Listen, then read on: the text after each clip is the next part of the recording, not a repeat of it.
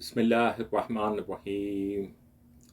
Explanation of the Sharia law and how it's derived from Quran and Hadith and Qiyas and its application by Sunnah way, which have some fard, that is mandatory acts, and some mustahab, recommended in every religious duties.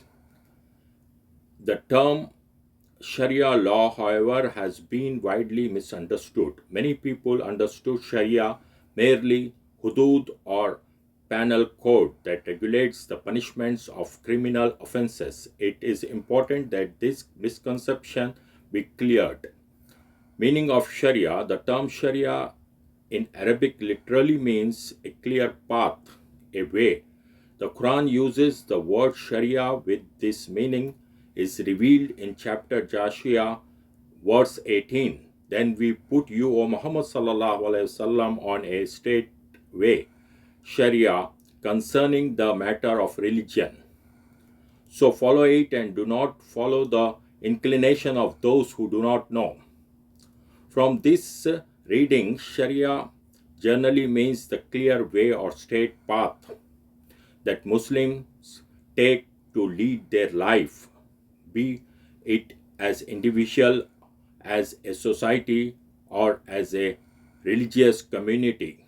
From the perspective of Islamic jurisprudence, Sharia refers to Islamic law, which many assume as consisting of mainly the criminal laws and penalties. However, the Sharia and it encompasses more than merely laws and includes moral, social, and political codes of the conduct of Muslims at a social and communal levels.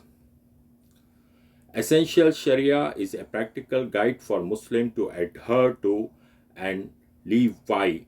It is entrenched in the true teaching of Islam that relates to all aspects of human life. It has specific principles and objectives that aim to facilitate justice and harmonious living in the society. Sharia is a body of religious law, and it is derived from the religious precepts of Islam and is based on the sacred scriptures of Islam, that is the Quran and Sahih Hadith.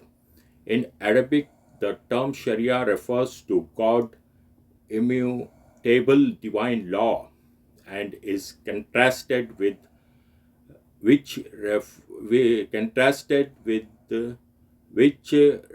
to its human scholarly interpretations. The sources of Sharia law is the Quran, Sunnah, that is Sahih authentic Hadith, and Qiyas, analogical reasoning. What is Qiyas? In Sharia, Qiyas is the process of deductive analogy in which the teaching of the Hadith and are compared and contrasted with those of the Quran in order to apply a known injunction and injunction and to a new circumstances and create a new injunction. Here the ruling of Sunnah and the Quran may be used as a means to solve or provide a response to a new problem that may arise. An example for the use of qiyas in the case of the ban on selling or buying the goods after the last call of the Friday prayer until the end of the prayer, stated in the Quran, Surah 62, Ayat 9.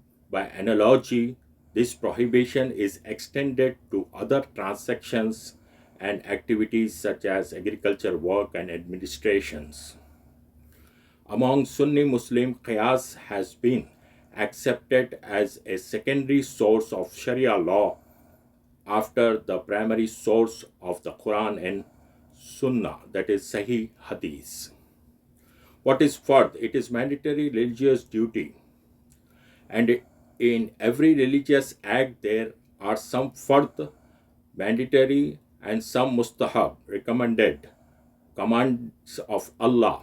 Fard acts, Fard is a religious task or duty that is ordered by Allah and His Messenger to be fulfilled through definite, clear evidence, like making wudu, performing daily salah, paying zakat. These all are fundamentals, and other acts of life like marriage, divorce, also also have some fard, that is mandatory acts, and some mustahab acts.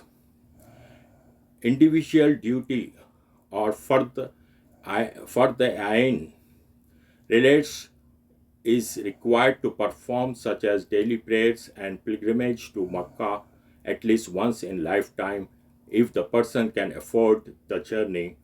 And an individual not performing this will be punished in the hereafter, and if he enjoins and fulfills its necessities, will be rewarded. And for the kafaya, it is a duty which is imposed on the whole community of the believers, ummah. This is classical example for it is janaza prayer. The individual is not required to perform it as long as the sufficient number of the community members fulfill it.